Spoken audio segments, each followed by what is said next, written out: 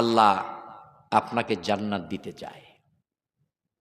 আল্লাহ তাআলা আপনাকে জান্নাত দিতে চায়, তবে একটি শর্তে। শর্তটি হচ্ছে আপনি যেতে চান কি না। আপনি যেতে চান কি না, এটা আল্লাহ তাআলা দেখতে চান।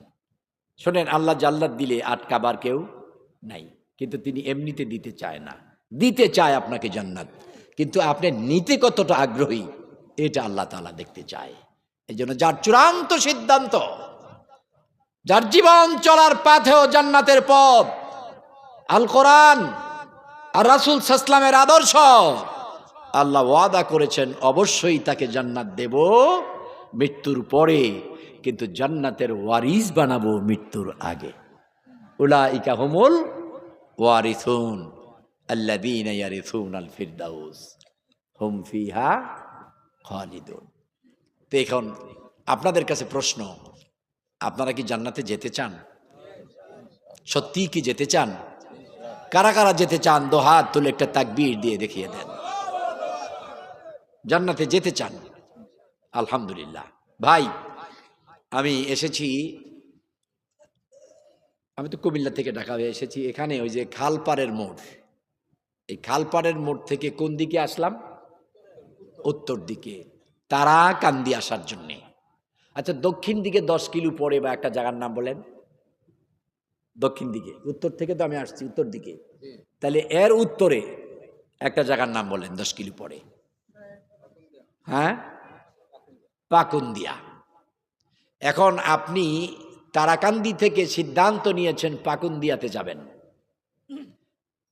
এটা পায়ে হেঁটে হোক, হেলিকপ্টারে হোক, গাড়িতে হোক, কিন্তু যাচ্ছেন দক্ষিণ দিকে। যাচ্ছেন কোন দিকে? দক্ষিণ দিকে। যাবেন কোথায়? পাকুন্দিয়া। যাচ্ছেন দক্ষিণের পথ চলে। বলেন তো কত হাজার বৎসর পরে পাকুন্দিয়াতে ঢুকবেন? কথা বলেন, যাওয়া যাবে? আপনারা তো কথা বলতেছেন না। মিলেমিশে ওয়াজ করেন, যাওয়া যাবে কি? যাবে না। কারণ তারাকান্দি থেকে পাকুন্দিয়াতে যেতে হলে উত্তর দিকে চলতে হবে, আর খালপাড়ের মোড় যেতে হলে বা মনোহরদি যেতে হলে দক্ষিণ দিকে যাওয়া যাবে। কি বলেন, ঠিক না? তাহলে দক্ষিণ দিকে চলে তারাকান্দি থেকে পাকুন্দিয়াতে যাওয়া যাবে? কথা বলেন, যাবে? আর উত্তর দিকে চলে তারাকান্দি থেকে মনোহরদি যাওয়া যাবে না। তো জান্নাত আপনার কোন দিকে? ডান দিকে। জান্নাতের রাস্তা কোনটা? সিরাতাল মুস্তাকিম। ইয়্যাকা না'বুদু ওয়া ইয়্যাকা নাস্তাঈন।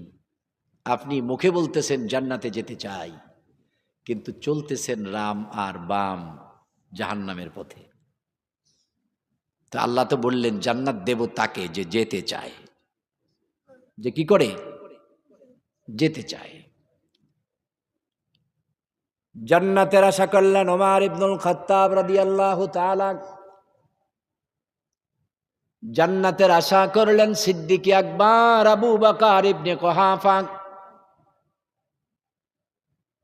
জান্নাতের আশা করে যখন ইসলাম গ্রহণ করলেন, জীবন এতটা পরিবর্তন করে দিলেন, জান আর মালকে আল্লাহর পথে এমন করে বিলীন করে দিলেন, তার ব্যাপারে বলা হয় সিদ্দিকে আকবর ইবনে কুহাফা, রাসূলের অবিকল ছায়া ছবি, দিনের তরে কে আছে আর উজাড় করে দিল যা কিছু সবই। সিদ্দিকে আকবর, বলেন সিদ্দিকে আকবর সবচেয়ে বড় সিদ্দিক, সবচেয়ে বড় সিদ্দিক। নবীজি মেরাজ করে আসলেন, নবীজি চিন্তায় পড়ে গেলেন, এত বিশাল সফর, বিশাল নেয়ামত, এগুলো বললে বিশ্বাসটা করবে কে? কারণ অজু করে গেলাম, এসে দেখি অজুর পানি গড়ায়, যেই দরজা বন্ধ করে গেলাম দরজার শিকড় নড়ে। তা আমি মুহাম্মদের তো মনে হয় না 1 সেকেন্ড সময় পৃথিবীর চলেছে, কিন্তু সফর তো হয়ে গেল লম্বা, দেখলাম তো অনেক কিছু। এই বর্ণনা বিশ্বাসটা করবে কে? কার কাছে বলতে পারি? চিন্তায় পড়ে গেলেন আল্লাহর হাবিব। দেখা হয়ে গেল সর্বপ্রথম আবু বকর ইবনে কুহাফার সাথে, নবীজির চলার সাথী, বাল্য বন্ধু, একেবারে সাহেব, প্রিয় সাথী। বয়স ছিল নবীজির থেকে 1.5-2 বৎসরের ছোট। অনেকে বলেন আবু বকর বয়সে বড়, না, নবীজির থেকে বয়সে একটু ছোট। এর প্রমাণ হচ্ছে আবু বকর 63 বৎসর বয়সে ইন্তেকাল করেছেন। রাসূলুল্লাহ কত বৎসর বয়সে ইন্তেকাল করেছেন? 63। তো আগে ইন্তেকাল করেছেন কে? নবীজি। এরপরে কে? আবু বকর। যেহেতু দুজনেই 63 বৎসর বয়স পেয়েছেন, সেহেতু মুহাম্মদ সাল্লাল্লাহু আলাইহি ওয়াসাল্লাম আবু বকর থেকে বয়সে বড়। হযরত ওমরও 63 বৎসর বয়সে ইন্তেকাল করেছেন। নবীজি চিন্তা করলেন, আল্লাহ রাব্বুল আলামিন সবচেয়ে প্রিয় বন্ধু, কাছের মানুষ, হৃদয়ের সাথী আবু বকরকে কাছে দিয়েছে, তাকেই আগে বলি। আসসালামু আলাইকুম ওয়া রাহমাতুল্লাহ। ইয়া আখিল করিম আবু বকর ইবনে কুহাফা, কাইফা হালুকা? তাফাদ্দাল হুনা তাসমা হাযাল লাইলি সাফারা। সুবহানাল্লাযী আসরা বিআবদিহি লাইলাম মিনাল মাসজিদিল হারাম ইলাল মাসজিদিল আকসা। ও প্রিয় বন্ধু, প্রিয় সাথী আবু বকর, এসো, বসো, শোনো। অদ্য রজনীতে আমার একটি রাত্রিকালীন সফর হয়েছে। যেই সফর মক্কাতুল মুকাররমা থেকে শুরু করে বাইতুল মুকাদ্দাসে গিয়ে ওখানে সালাত আদায় করে বাইতুল মুকাদ্দাস থেকে সপ্তম আকাশ পেরিয়ে আল্লাহর আরশে আল্লাহর সাথে মোলাকাত হয়েছে। কেমন নবী আপনি পাইছেন? কথায় কথা বেড়ে যাচ্ছে। একটু আমার চিন্তা ছিল 1 ঘন্টা, একটু বেশি হলে কষ্ট হবে না তো? মনে পড়ে গেল জিবরিল আলাইহিস সালামকে আল্লাহ তাআলা সৃষ্টির পরে হযরত জিবরিল আলাইহিস সালাম বলে, রব্বুল আলামিন সমস্ত ফেরেশতাগুলো নূর দিয়ে বানালেন, জিনদেরকে আপনি আগুন দিয়ে বানালেন, আমাকে মুআল্লিমাতুল মালাইকা রূহুল আমিন জিবরিল আমাকে বানালেন, সম্মান মর্যাদা ফেরেশতাদের উপরে বাড়াইয়া দিলেন। ও রব্বুল আলামিন, একটি জিনিস আমার বুঝে আসলো না, সব ফেরেশতাদেরকে নূর দিয়া বানায়া আমাকেও নূর দিয়ে বানিয়ে আমার চেহারাটাকে কাফুর দিয়ে বরফ ঠান্ডা করে দিয়েছেন কেন?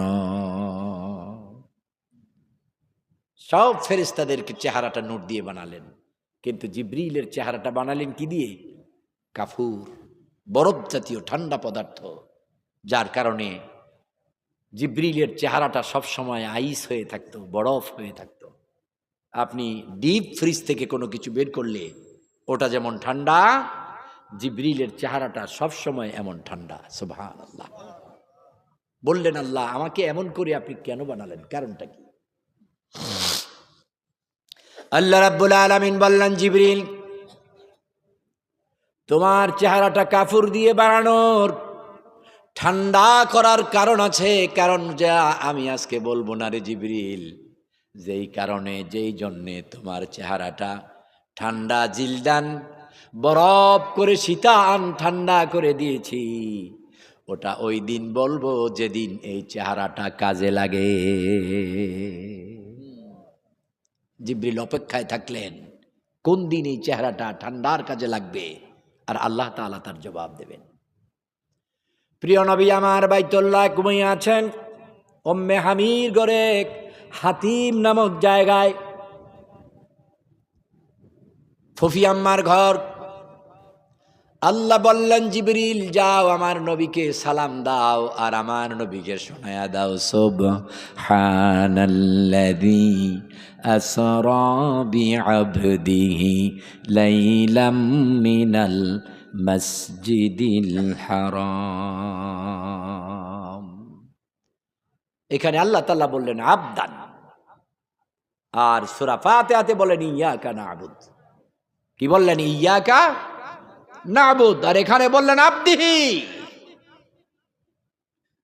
হযরতে জিবরিল আলাইহিস সালাম আসলেন। এখানে আরেকটি চিন্তার বিষয় হলো নবীজি এমন নবী, এমন নবী, এমন নবী যার নাম আল্লাহ কোরআনে কখনো মুহাম্মদ বলে ডাকে নাই। ডাকছে নাকি?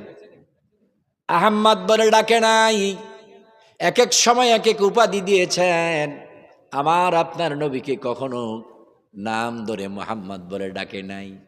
আল্লাহ কোরআনে বলেছেন ইয়াহইয়া, ইয়া মূসা, ইয়া যালকারনাইন, ইয়া যাকারিয়া, ইয়া ইব্রাহিম, ইসমাইল। কিন্তু আমার আপনার নবীকে কখনো নাম ধরে ডাকিনি। যখন ডাকার দরকার হয়েছে ডেকেছেন ইয়াসিন। পড়েন ইয়াসিন ওয়াল কুরআনিল হাকীম ইন্নাকা লামিনাল মুরসালিন আলা সিরাতিম মুস্তাকিম ইয়্যাকা না'বুদু ওয়া ইয়্যাকা নাস্তাঈন ইহদিনাস সিরাতাল মুস্তাকিম আলা সিরাতিম মুস্তাকিম।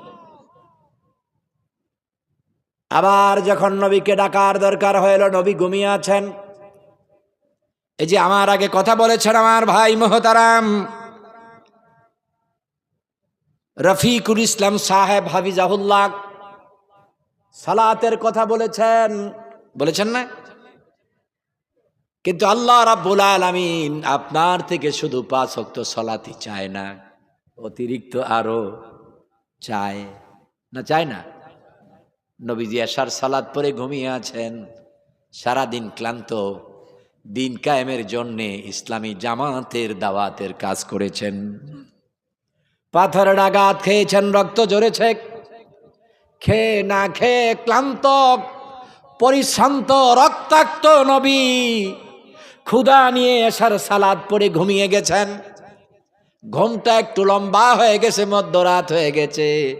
আল্লাহ রাব্বুল আলামিন নবীজির ঘুমটা আর পছন্দ করলেন না, ডাকার প্রয়োজন বোধ করলেন, ঘুম থেকে জাগাবার প্রয়োজন বোধ করে আদেশ দিবেন। তখনও নবীকে বলেন না ইয়া মুহাম্মদ, বরং কি বললেন?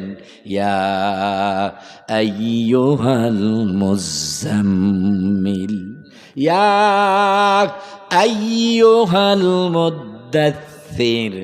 কখনো বললেন চাদর জড়ানো নবী, আবার বললেন ও কম্বল গায়ে দিয়ে ঘুমিয়ে থাকা নবী। আল্লাহু আকবার।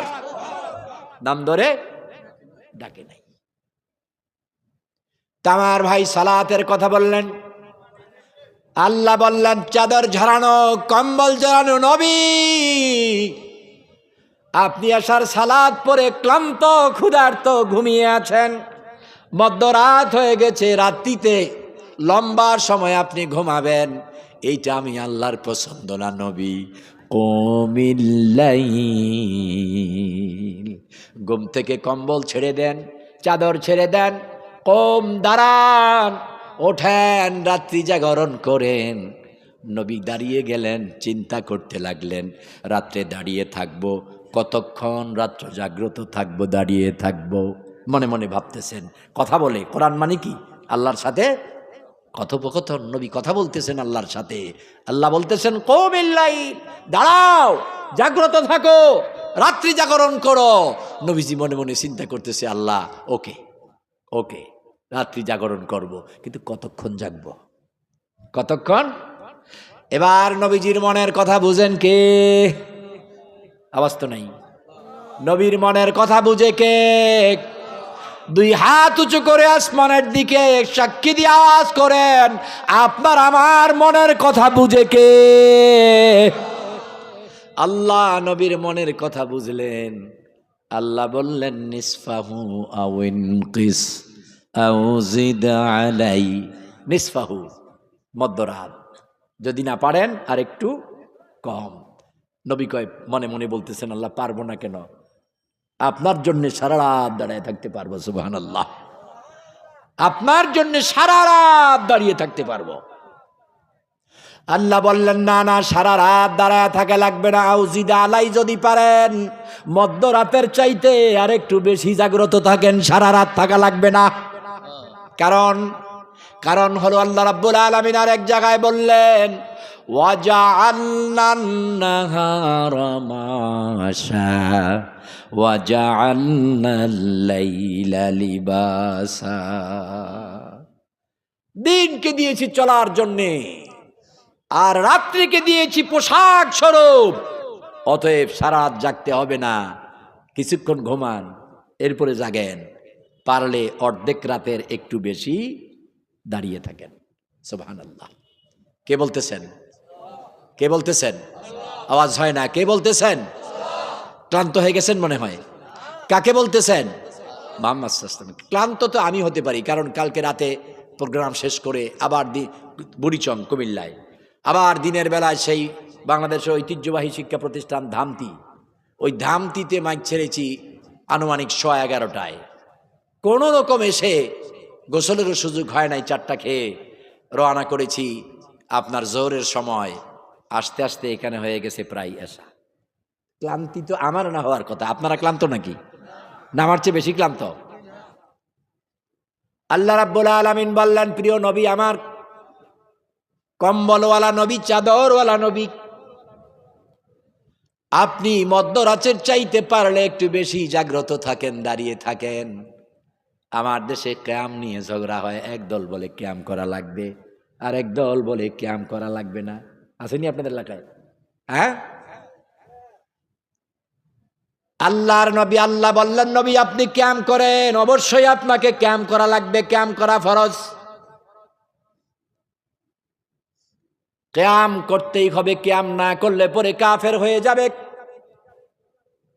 কারণ কিয়াম করা ফরজ, নামাজের আরকান আহকামতেরও ফরজের এক ফরজ হচ্ছে কিয়াম করা। কিয়াম মানে দাঁড়ানো। কিয়াম মানে কি? এবার বলবেন, হুজুর কোন কিয়াম করা ফরজ? আল্লাহ বললেন, কুমিল লাইল, 5 ওয়াক্ত নামাজের মধ্যে দাঁড়াও, আর রাতের মধ্যভাগের চাইতে বেশি দাঁড়ায়া থাকো আমি আল্লাহর জন্যে। কিয়াম, নবীজি বলেছেন, মান কামা রমাদান ঈমানান ওয়া ইহতিসাবান গফিরা লাহু মা তাকদ্দামা মিন যামবিহি। যে ব্যক্তি রমজান অথবা গায়রে রমজান, রমজানে অথবা অন্য সময়ে কামা, কিয়াম করে। কি করে? কথা বলেন। কিয়াম কি করে?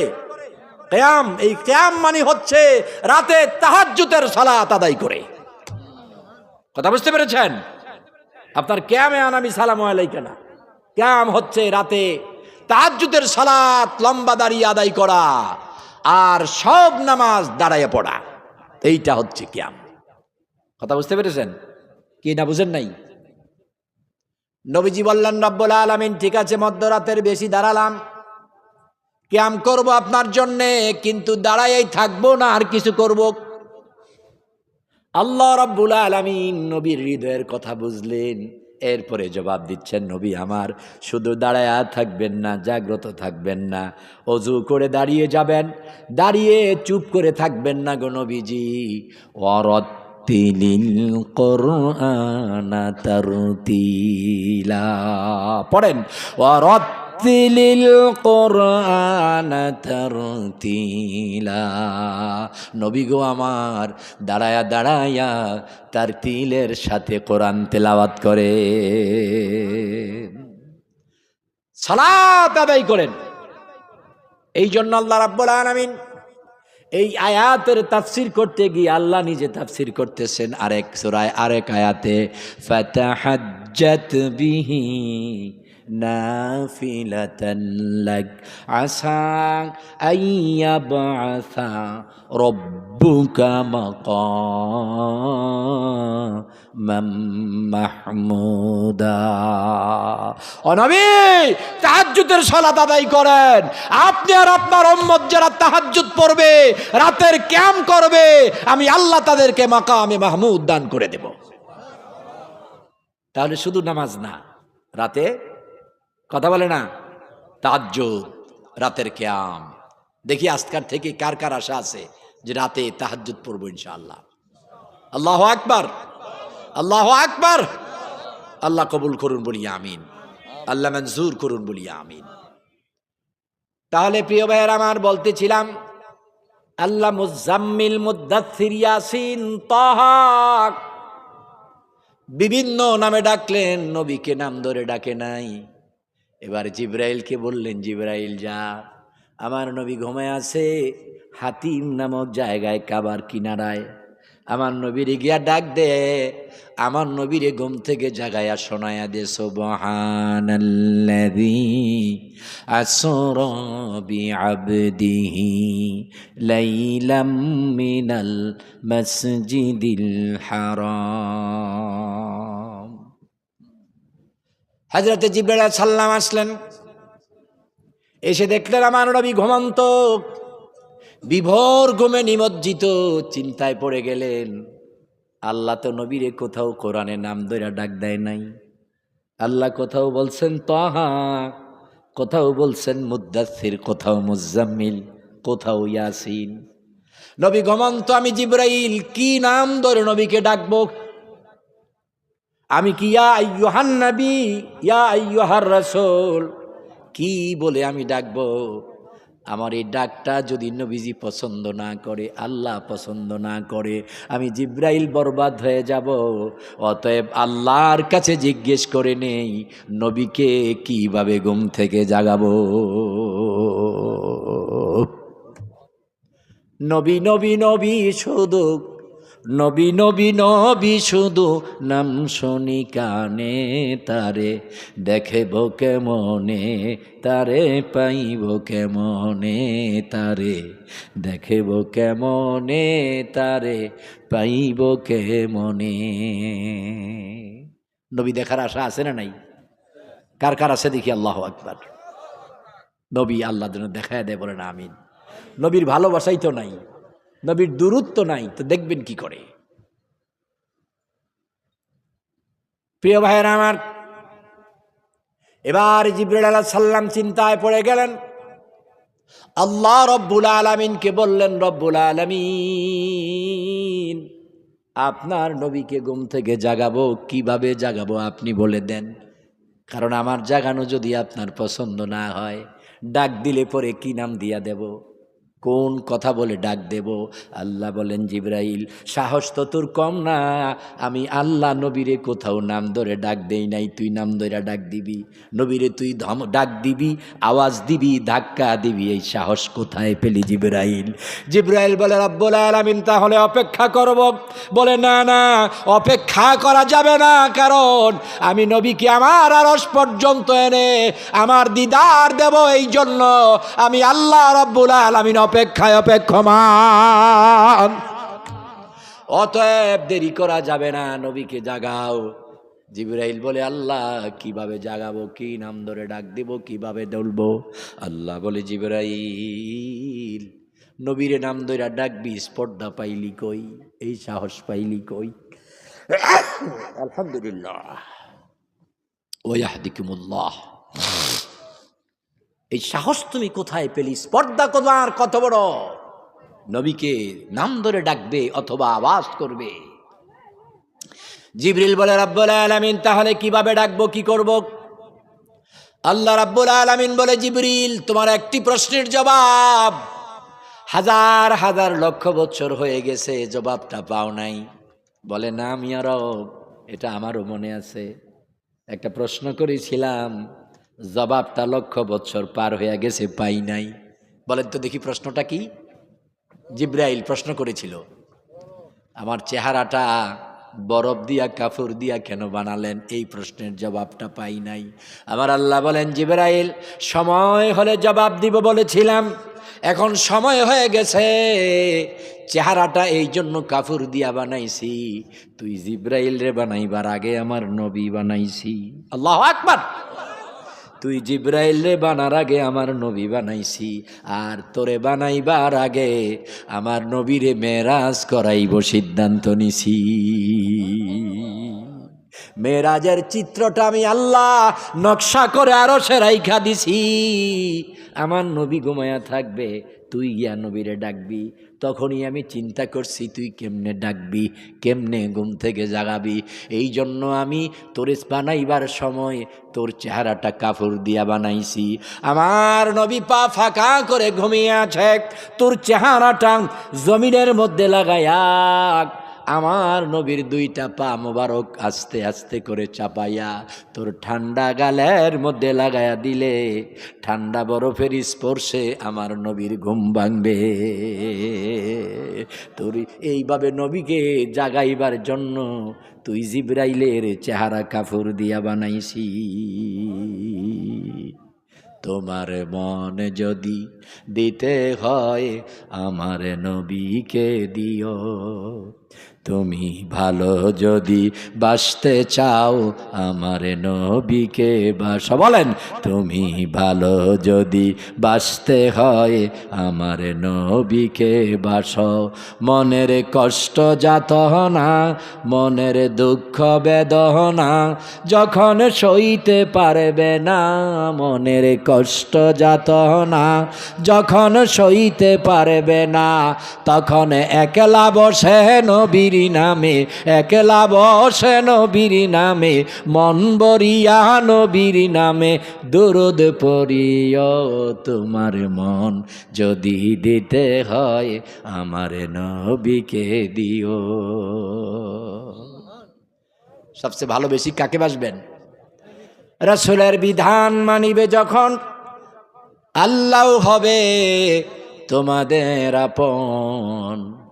এ বিশ্বভুবনে যা কিছু আছে লৌহ কালাম সবই হবে তোমাদের আপন। সব তোমার হয়ে যাবে, তুমি শুধু রাসূলুল্লাহর হয়ে যাও, আল্লাহ তোমার হয়ে যাবে, আল্লাহ তোমার হয়ে যাবে। আপনি চিন্তা করছেন রাসূলকে আল্লাহ কতটা ভালোবেসেছেন। জিবরিলকে তৈরি করার আগেই পরিকল্পনা করেছেন রাসূলকে মেরাজ করাবেন, আর কিভাবে ঘুম থেকে জাগাবেন ওইভাবেই জিবরিলের চেহারাটা তৈরি করেছেন। সুবহানাল্লাহ, সুবহানাল্লাহ, সুবহানাল্লাহ। একদিন জিবরিল আলাইহিস সালাম বলতেছে, রাসূলুল্লাহ আপনার কাম উমরুক, আপনার বয়সটা কত? কষ্ট হয়নি?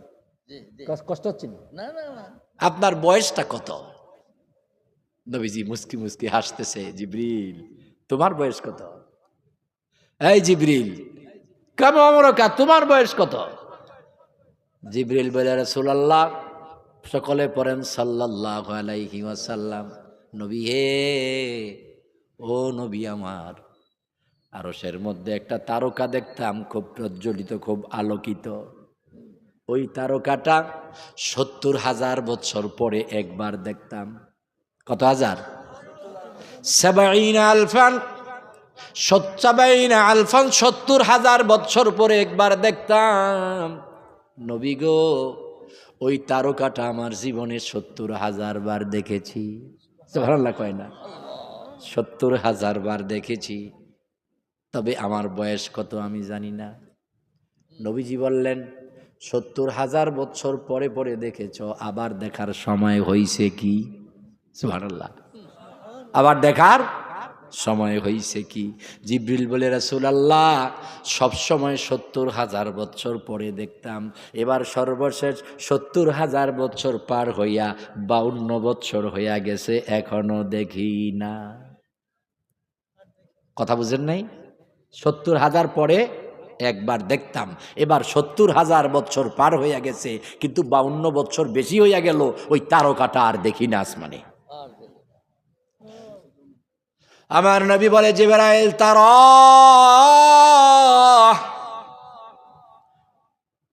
সেনা মোবারকের কাপড়টা একটু ফাঁক করে বললেন, আমার দিকে তাকাও। ওই তারকাটা দেখলে চিনবা নাকি? জিবরাইল চিৎকার দিয়া বলে, ইয়া রাসূলুল্লাহ, ইয়া রাসূলুল্লাহ, ওই তারকা আপনি মুহাম্মদ সাল্লাল্লাহু আলাইহি ওয়াসাল্লাম, আপনি এখন জমিনে, তাই দেখি না আরশে।